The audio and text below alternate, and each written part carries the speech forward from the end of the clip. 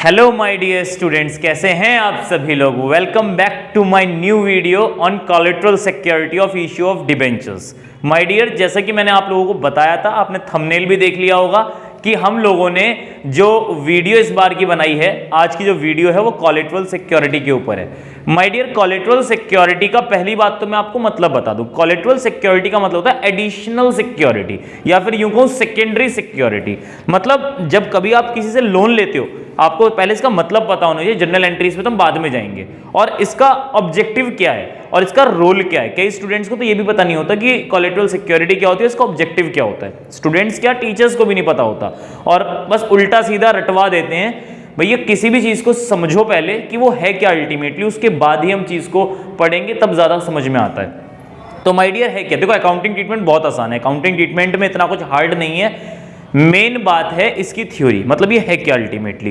तो my dear, जैसे कि मैंने आपसे कहा कि एक एडिशनल सिक्योरिटी होती है। जैसे कि मैंने आपसे कहा कि मैं लोन लेने वाला हूं बैंक से, तो जब मैं बैंक से लोन लेता हूं तो बैंक वाले मेरे से क्या लेते हैं, बैंक वाले मेरे से सिक्योरिटी रखे हैं कुछ ना कुछ कि भाई मैं उनका लोन चुका भी दूंगा या नहीं चुका दूंगा। मान लो मैंने उनका लोन ना चुकाया तो वो उस पर्टिकुलर प्रॉपर्टी को बेच के अपना लोन वसूल लेते हैं। यही तो काम है बैंक का। तो माय डियर क्या होता है, जैसे कि मेरे को लैंड दिया तो देना पड़ेगा, या बिल्डिंग देनी पड़ेगी, या फर्नीचर देने पड़ेंगे, या फिक्सचर्स देने पड़ेंगे, कुछ ना कुछ ये सब चीजें मुझे अपनी एसेट्स में से देनी पड़ेंगी, तब जाके मुझे लोन पास होगा। बाई चांस मेरे पास ऐसी कोई एसेट है नहीं और मैं देना भी नहीं चाहता, मतलब ये पहली बात तो है नहीं और दूसरी में देना नहीं चाहता, पर बैंक वाले कुछ ना कुछ तो लेंगे। तो माय डियर उस केस में हम उन्हें डिबेंचर्स इशू कर देते हैं एज कोलेटरल सिक्योरिटी। समझे जरा जिस तरीके से, जैसे कि मैंने आपसे कहा कि आपने जैसे मान लीजिए ये बैंक है, ये बैंक है और ये है कंपनी, ये है कंपनी। कंपनी से बैंक, मतलब बैंक, कंपनी जो है बैंक से क्या लेगी, लोन लेगी, बदले में सिक्योरिटी देगी। अब सिक्योरिटी कुछ उनके पास है नहीं, तो उसने क्या किया, डिबेंचर्स इशू कर दिए। माय डियर, ये डिबेंचर्स कुछ डिबेंचर्स नहीं, बस नाम मात्र के डिबेंचर्स है, बस कागजों में डिबेंचर है। कब तक, जब तक लोन की रिपेमेंट सही समय तक हो रही है। कहने का मतलब ये डिबेंचर्स जो होते हैं ना, ये डिबेंचर्स सिर्फ एक कागज के टुकड़े पर लिखकर दे दिए जाते हैं कि भैया इतने रुपए के डिबेंचर्स हम फलाने बैंक को दे रहे हैं। ये कागज का टुकड़ा बैंक अपने पास रखे रखता है और कंपनी क्या करती है, लोन चुकाती है, इसका ब्याज चुकाती है, जो भी है इन सबको मतलब जो कंपनी है वो चुका देती है। अगर कंपनी ने बैंक को लोन या इंटरेस्ट, मैं इंटरेस्ट की भी बात कर रहा हूं, लोन या इंटरेस्ट चुका दिया, तो उस केस में ये डिबेंचर अपने आप कैंसिल हो जाएंगे, ये डिबेंचर्स अपने आप खत्म हो जाएंगे। इनकी कोई वैल्यू नहीं है, ना ही इनके ऊपर कोई इंटरेस्ट दिया जाता, ना ही कोई बात। मतलब एक तरीके से बेजान डिबेंचर्स हैं ये, बिल्कुल बेजान है, इसमें कोई जान नहीं है, बेकार चीजें, एक तरीके से समझ लो। ये कब काम आते हैं देखें जरा, इसमें तो हमने रिपेमेंट कर दिए। अब मैं कह रहा हूं दोबारा, कंपनी थी, ये बैंक है, बैंक ने लोन दिया और कंपनी ने क्या किया, नाम मात्र के डिबेंचर इशू कर दिए एज कोलेटरल सिक्योरिटी कर दिए। माय डियर, वही कागज का टुकड़ा बैंक के पास रखा है, कोई दिक्कत नहीं है, लेकिन कंपनी ने क्या किया, लोन को रिपे करने में असमर्थ रही, कंपनी नहीं कर पाई पेमेंट। माय डियर, अगर आपने लोन का रिपेमेंट नहीं किया या फिर आपने इंटरेस्ट का पेमेंट नहीं किया, तो उस केस में क्या होगा, ये डिबेंचर जो बेजान डिबेंचर्स थे ना, इनमें जान आ जाएगी। मतलब जो बैंक है ना, वो डिबेंचर होल्डर बन जाएगा। क्या बन जाएगा, डिबेंचर होल्डर बन जाएगा। और जब बैंक डिबेंचर होल्डर बन जाएगा, तो इसका मतलब डिबेंचर्स के पास क्या होता है, डिबेंचर्स के पास फ्लोटिंग चार्ज होता है ऑन ऑल एसेट। डिबेंचर्स के पास क्या होता है, डिबेंचर होल्डर्स के पास, उनके पास फ्लोटिंग चार्ज होता है जितनी भी कंपनी के पास एसेट्स होती हैं उन सब के ऊपर। बात समझ में आती है। और फिर बैंक क्या करेगा, फिर वो डिबेंचर बन के और वहां से इंटरेस्ट लेना शुरू कर देगा। अगर डिबेंचर वालों का पेमेंट नहीं किया, तो आपको पता है, शुरू से बताता आ रहा हूं कि डिबेंचर वाले क्या करेंगे, एसेट्स को सीज कर देंगे और एक एक करके बेचना शुरू कर देंगे। समझ में आती है बात? तो ये एक छोटा सा डिस्कशन था, उसी को मैंने यहाँ थ्योरी के पॉइंट ऑफ व्यू थोड़ा सा लिख रखा है, आप जरा देखें। क्या कहा मैंने? पहली बात वही हेडिंग है, debentures issued as collateral security. क्या कोलेटरल सिक्योरिटी मींस सेकेंडरी और सपोर्टिंग सिक्योरिटी। भैया ये केवल सिक्योरिटी के तौर पे आपने इशू कर रखे हैं, इनकी कोई वैल्यू नहीं है। जब तक पेमेंट हो रहा है, जब तक लोन का पेमेंट हो रहा है, तब तक ही बेकार है, इनकी कोई वैल्यू नहीं है। लेकिन अगर पेमेंट नहीं किया तुरंत इनकी वैल्यू हो जाएगी, तुरंत क्या इसमें जान आ जाएगी। ये नाम मात्र के जो डिबेंचर्स है ना, ये नामी डिबेंचर्स बन जाते हैं, ये नामी डिबेंचर्स बन जाएंगे। समझ में आती बात? तो अब क्या है बात, इफेक्ट सुने, जैसे कि मैंने यहां समझाया उसी को बस यहां पे लिख रखा है और कुछ नहीं है। इफ कंपनी रिपेज लोन, अगर कंपनी लोन का रिपेमेंट कर देती है ऑन ड्यू डेट, जो भी पर्टिकुलर डेट बताई गई हो, डिबेंचर्स विल बी रिलीज्ड, मतलब कैंसिल कर दिए जाएंगे, छोड़ दिए जाएंगे। मतलब बैंक वाले डिबेंचर्स को दे देंगे, लो जी लो अपने डिबेंचर रखो, जब पैसा हमारा आ गया तो हम रख के करेंगे क्या। दूसरी बात, इफ नॉट पेड, अगर नहीं दिए लोन या इंटरेस्ट, या तो लोन या इंटरेस्ट या दोनों, अगर आपने नहीं दिए, लेंडर कौन होता है? जिसने हमें कर्जा दिया। जरूरी नहीं है बैंक ही आपको कर्जा दे, मैंने अपना एग्जांपल है बैंक ले लिया, जरूरी नहीं है बैंक ही आपको कर्जा दे, कर्जा कोई भी दे सकता है, ठीक है ना। तो वो लेंडर क्या बन जाएगा, बिकम्स डिबेंचर होल्डर, वो लेंडर डिबेंचर होल्डर बन जाएगा, उसके पास क्या जाएगा, फ्लोटिंग चार्ज आ जाएगा। और तीसरी बात क्या, हाँ ये थोड़ा इंपॉर्टेंट है, इस बारे में थोड़ा सा दिमाग में रखें कि interest paid to the extent of loan not debenture amount. बात को समझें जरा, इस पॉइंट को समझें। जैसे कि कंपनी ने बैंक से लोन लिया, मान लीजिए 1,00,000 रुपए का और 10% के रेट से लोन लिया, तो कितने का ब्याज देना पड़ेगा हर साल? कितने का ब्याज देना पड़ेगा? 10,000 रुपए का इंटरेस्ट देना पड़ेगा। जी बिल्कुल ठीक है। बैंक जो होता है क्या लेगा, सिक्योरिटी पे डिबेंचर्स लेगा। ये तो आपको भी पता होगा ना, इकोनॉमिक्स में भी आपने पढ़ा होगा कि मार्जिन रिक्वायरमेंट होती है बैंकिंग के अंदर, जो आपका क्वांटिटेटिव और क्वालिटेटिव वाले कॉन्सेप्ट्स हैं, तो उसके अंदर आपने मार्जिन रिक्वायरमेंट के बारे में पढ़ा होगा। उस मार्जिन रिक्वायरमेंट में भी तो यही कॉन्सेप्ट होता है कि आप जितने का भी लोन लेते हो तो बैंक वाले उससे ज्यादा सिक्योरिटी लेते हैं। अगर आप 10 लाख का लोन ले रहे हो तो बैंक वाले कम से कम 15 लाख की सिक्योरिटी लेंगे। आप 15 लाख का लोन ले रहे हो तो बैंक वाले कम से कम 20 लाख की सिक्योरिटी लेंगे। ये बैंक टू बैंक डिपेंड करता है, क्योंकि आरबीआई गाइडलाइंस इसके लिए बदलती रहती हैं। तो मैं इतना डिटेल में तो नहीं जा रहा, क्योंकि इकोनॉमिक्स में नहीं पढ़ा रहा, फिलहाल अकाउंट्स पढ़ा रहा हूं। तो अकाउंट्स के केस में इतना ध्यान रखिएगा कि जब कंपनी 1 लाख रुपए का लोन ले रही है तो बदले में कम से कम 2 लाख के क्या दे रही होगी, 2 लाख के। देखो 2 लाख मैंने इसलिए लिया था कैलकुलेशन थोड़ी आसान हो जाए, 2 लाख इसलिए लिया है ताकि कैलकुलेशन आसान हो जाए, वरना 1.5 लाख के आसपास भी हो सकता था। 2 लाख के आसपास डिबेंचर्स इशू करेगी। कौन से वाले डिबेंचर्स इशू करेगी? माय डियर 2 लाख रुपए के डिबेंचर्स इशू करेगी। लगा लीजिए, चलिए 10% ही रख लेते हैं, 10% डिबेंचर्स, या 10 नहीं 9 रखो, चलो थोड़ा सा कैलकुलेशन भी तो होनी चाहिए। 9% डिबेंचर्स इशू करे, ठीक है जी। ये कौन से हैं? कोलेटरल सिक्योरिटी पे, ठीक है जी। तो माय डियर कितने का इंटरेस्ट पे किया जा रहा है? इंटरेस्ट पे किया जा रहा है 10,000 रुपीज का। तो इस केस में जरा ये बताइए, कंपनी अगर डिफॉल्ट करती है, तो बैंक वाले क्या बन जाएंगे? ये बैंक वाले डिबेंचर होल्डर बन जाएंगे। जैसे ही डिबेंचर होल्डर बन जाएंगे तो कितने के मालिक बन गए? 2 लाख रुपए के डिबेंचर्स थे। कितने का इंटरेस्ट रेट है? 9%। कितना हो गया? 18,000 का ब्याज। तो कहने का मतलब वैसे लोन का ब्याज कितना दिया जा रहा था? 10,000 रुपए, लेकिन जो डिबेंचर्स के ऊपर अब इंटरेस्ट पे करना पड़ेगा वो कितना पे करना पड़ेगा? 18,000 रुपए का पे करना पड़ेगा। तो माय डियर वही बात कह रहे हैं कि बैंक वाले लालच में मत आ जाना, बिल्कुल भी लालच में मत आ जाना कि 18,000 रुपए तुम्हें ब्याज मिलेगा केवल 10,000 ही। यही बात कही कि interest paid to the extent of loan, जितना भी आपने लोन लिया है उसके ऊपर जितना ब्याज दिया है केवल उतना ही आपको इंटरेस्ट दिया जाएगा, उससे ऊपर नहीं मिलेगा आपको। कहीं आप सोचो कि यार डिबेंचर से ज्यादा रुपए के हैं और रेट कम ज्यादा है तो हमें इंटरेस्ट ज्यादा मिलेगा, ऐसा कुछ नहीं है। तो इस पॉइंट के बारे में थोड़ा सा ध्यान रखना, थ्योरी में आ सकता है, ठीक है जी। तो फटाफट इसे जरा आप नोट डाउन करें, मैं इससे जुड़ी हुई आपको अकाउंटिंग ट्रीटमेंट बताता हूं। चलिए जी, तो हमारे पास ये अकाउंटिंग ट्रीटमेंट है जो मैंने लिखा है आपके सामने। अकाउंटिंग ट्रीटमेंट में माय डियर हमारे पास दो मेथड है, मेथड 1 एंड मेथड 2। आप कोई सा भी मेथड यूज करें, दोनों ही अलाउ किया है सीबीएसई ने। बेसिकली क्या है कि मेथड 1 में क्या है, आपको कोई एंट्री पास नहीं करनी।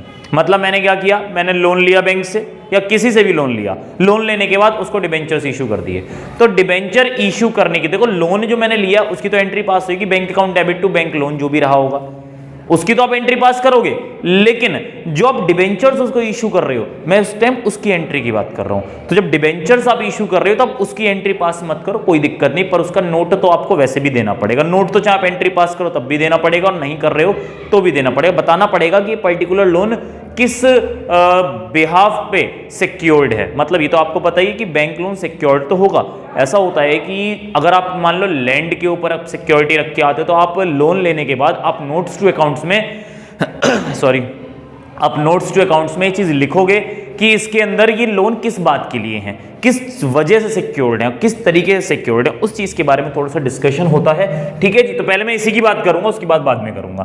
तो क्या at the time of loan taken, जब लोन टेकन करोगे, जब लोन लोगे तो लोन की एंट्री तो पास करोगे। क्या बोला, bank account debit to bank loan.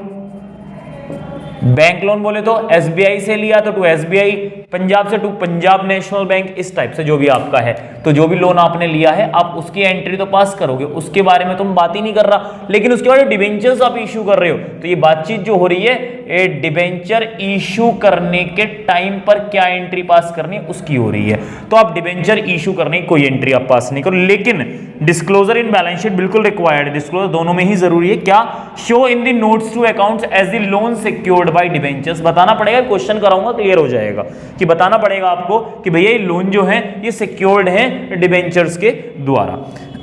Treatment after settlement of loan, my dear अगर लोन चुका दिया गया, अगर लोन चुका दिया गया तो उस केस में आप क्या करोगे, the note given above will be reversed. अब वहां साफ साफ लिख दोगे भैया जो लोन लिया था उसका पेमेंट हो चुका है और डिबेंचर्स भी रिलीज किए जा चुके हैं। आप ये प्रॉपर लिख दोगे और बात वहां खत्म हो जाएगी। समझ में आती बात। इसके बाद अगर आप एंट्री बनाते हो, मतलब मेथड 2 क्या कहता है कि आपको अगर एंट्री बनाई the time of loan taken, तो आप लोन की एंट्री तो आप जैसी बनती बनाओगे, ये डिबेंचर इशू की एंट्री भी आप पास करोगे। क्या बोला, debenture suspense account debit to percentage debenture. Debenture तो जा रहे हैं पर किस बात के जा रहे हैं, आप उस चीज को कैसे बताओगे। तो माय डियर आपने 11वीं क्लास में ही पढ़ा था कि सस्पेंस अकाउंट क्या होता है, हिंदी में उचंत खाता बोलते हैं इसको। सस्पेंस अकाउंट वो अकाउंट होता है जहां पर बैलेंस मैच ना करे तो आप वहां पर एडजस्टमेंट के लिए आप सस्पेंस अकाउंट को यूज कर लेते थे। यहां पर एडजस्ट ही तो होता है एक तरीके से, आपको एंट्री डालनी है, इसका कोई सिर पैर नहीं है तो आप कहां से डालोगे, तो आपको डिबेंचर सस्पेंस ही डालना पड़ेगा। Debenture suspense account debit to percentage debentures account, और उसमें भी सेम नोट है। पहले इसमें भी तरीके हुआ करते थे कि कुछ एसेट में जाता था, कुछ लाइबिलिटीज में जाता था। पुरानी बैलेंस शीट में जैसे जैसे बैलेंस शीट बदली है, नई बैलेंस शीट आ गई है, तो इसके थोड़े तरीके ही बदले हैं। क्या तरीके हैं मैं क्वेश्चन कराऊंगा, आपको क्लियर हो जाएगा। लेकिन आप क्या करेंगे, ये वाली एंट्री पास कर देंगे। लेकिन अगर treatment after settlement of loan, loan चुका दिया, लोन और इंटरेस्ट दोनों ही चुका दिए, तो उस केस में क्या करेंगे, the general entry given above will be reversed. मतलब जो डेबिट है वो क्रेडिट हो जाएगा, जो क्रेडिट है वो डेबिट हो जाएगा। मतलब क्या, कुछ नहीं भैया, percentage debentures account debit to debenture suspense account डाल के बात को खत्म कर दो। ठीक है जी, इतनी सी बात है, ज्यादा कोई लंबी चौड़ी बात तो इसमें है नहीं। ठीक है जी, इससे जुड़े हुए माय डियर मैं 2 क्वेश्चन कराता हूं। एक क्वेश्चन तब जब मैं डिबेंचर्स को इशू करता हूं एज कोलेटरल सिक्योरिटी, दोनों मेथड की एंट्रीज कराऊंगा मैं। और एक क्वेश्चन कराता हूं जिसमें मैं रिपेमेंट करने में असक्षम रहा, मतलब मैं रिपेमेंट नहीं कर पाया, मैंने लोन का रिपेमेंट नहीं किया, तो उस केस में क्या ट्रीटमेंट करेंगे, किस तरीके से डिबेंचर होल्डर्स जो लेंडर्स जो हैं जिन्होंने लोन दिया है या बैंक है जो भी है, वो कैसे डिबेंचर होल्डर्स में तब्दील हो जाएं, कैसे कन्वर्ट हो जाएंगे। ठीक है जी, तो जरा इसको नोट डाउन करें। क्वेश्चन है ये क्वेश्चन मैंने अभी आपकी बुक का ही है, टीएस ग्रेवाल का, ठीक है, मैंने अपने पास से फ्रेम नहीं किया है। क्वेश्चन है H limited took loan of 8 lakh रुपए फ्रॉम एसबीआई। एसबीआई से अगर लोन लेती है एच लिमिटेड 8 लाख रुपए का and issued 10,000 9% debentures of 100 rupees, मतलब 10,000 डिबेंचर्स 100 रुपए का एक, तो बोले तो 10 लाख रुपए की सिक्योरिटी दे दी डिबेंचर्स की। समझ में आती है? लोन कितना लिया? 8 लाख, मतलब मार्जिन कितना रहा है? 2 लाख रुपए का मार्जिन रहा है एज कोलेटरल सिक्योरिटी। ये बात भी क्लियर हो गई। किस चीज की है?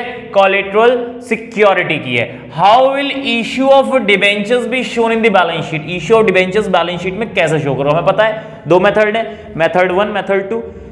अगर क्वेश्चन में दिया हुआ है कि आपको कौन सा मेथड यूज करना है तो माय डियर आपको वही मेथड यूज करना पड़ेगा। लेकिन अगर क्वेश्चन में ये नहीं दिया हुआ कि आपको मेथड कौन सा यूज करना है, सॉरी, अगर आपको क्वेश्चन में ये नहीं दिया हुआ मेथड कौन सा यूज करना है तो कोई सा भी कर सकते हो, और अगर बता रखा है तो आपको जो बता रखा है वही करने वाले हो, ठीक है जी। तो जैसे कि इस क्वेश्चन में बता रखा है, पहला पार्ट क्या कहता है? When general entry is not pass, और दूसरा पार्ट क्या कहता है? व्हेन जनरल एंट्रीज वाज पास। तो ठीक है, मैंने दोनों तरीके से क्वेश्चन कर रखा है, थोड़ा बता देता हूं कैसे कैसे ये। पहले केस में जनरल एंट्री पास नहीं करनी है तो वही मैंने लिखा when no general entry was pass. जब जनरल एंट्री पास नहीं की तो सीधी सी बात है बैंक लोन तो आया होगा, और बैंक लोन क्या होता है माय डियर? लाइबिलिटी। और कौन सी वाली लाइबिलिटी? Long term liability. जब लॉन्ग टर्म लाइबिलिटी है मतलब 12 महीने के बाद ही पेमेंट करूंगा, ऐसा कोई लोन नहीं होता। मतलब ऐसे तो बैंक ओवरड्राफ्ट वगैरह भी होते हैं, और छोटे छोटे लोन जो 10-10, 15-15, 20-20 हजार कॉलोनीज में मिलते फिरते हैं, मैं उनकी बात नहीं कर रहा हूं। मैं बात कर रहा हूं बैंक से आप प्रॉपर लोन लेते हो प्रॉपर सिक्योरिटी देने के बाद, तो माय डियर वो 1-2 साल के लोन नहीं होते हैं, वो लंबे लंबे लोन होते हैं। हाउसिंग लोन ले लेते हो आप, बिजनेस के लिए लोन लेते हो, 5-5, 10-10 साल, 15-15, 20-20 साल तक लोन वो चलते हैं, तो माय डियर वो होते हैं लॉन्ग टर्म। लॉन्ग टर्म को हम नई बैलेंस शीट में किस नाम से जानते हैं? लॉन्ग टर्म लाइबिलिटीज के नाम से, long term sorry non current liabilities के नाम से, ठीक है। लॉन्ग टर्म लाइबिलिटीज तो हम पुरानी बैलेंस शीट में मानते थे, नई बैलेंस शीट में क्या है? नॉन करंट लाइबिलिटी, ठीक है जी। तो अब कुल मिला के बैलेंस शीट का एक्सट्रैक्ट मतलब केवल कुछ चीजें, जब तक हमें पूरी बैलेंस शीट बनी हुई ना मिले तब तक अगर आपको ट्रायल बैलेंस दिया हुआ हो तो भी वो एक्सट्रैक्ट है। अगर थोड़ी बहुत चीजें दे रखी हैं उसके अंदर, टोटल नहीं हो सकता एक्सट्रैक्ट का, ध्यान रखिएगा, क्योंकि 2-4 चीजों से टोटल कभी नहीं हो सकता, ध्यान रखिएगा इस बात का। तो क्या कहा गया? बैलेंस शीट का एक्सट्रैक्ट है हमारे पास। मैं ऐसे आपको बनानी है एग्जाम में, आपने पूरा फॉर्मेट बनाया, पर्टिकुलर और अमाउंट और ये नोट्स टू अकाउंट्स का कॉलम बना दिया आपने। करंट ईयर फिगर और प्रीवियस ईयर फिगर तो आपके फाइनेंशियल स्टेटमेंट में है, वो मैंने पढ़ाया भी है और मैं उसकी वीडियो बना दूंगा, आप देख लेना एक बार। बेसिकली क्या है कि आपको जब करंट ईयर और प्रीवियस ईयर दोनों अमाउंट दे रखी हो तभी आपको एक कॉलम और बनाना है प्रीवियस ईयर का भी। जब नहीं दे रखा तो माय डियर यही आपको एक कॉलम बनाना है और कुछ ज्यादा ड्रामेबाजी नहीं करनी, ठीक है जी। तो क्या कहा गया? पहला हेड इक्विटी एंड लायबिलिटी, आपका वो ये शेयर होल्डर्स फंड, आपके शेयर होल्डर्स फंड के अंदर बाकी चीजें, एप्लीकेशन मनी, पेंडिंग अलॉटमेंट, ये सब चीजें होती ना। मेन हेड क्या है? इक्विटी एंड लायबिलिटी, और एसेट्स का क्या है? एसेट वाला, ठीक है जी। तो इक्विटी एंड लायबिलिटी में तीसरा हेड बनता है, तीसरा 1 2 3, हाँ तीसरा हेड ही बैठता है नॉन करंट लायबिलिटीज।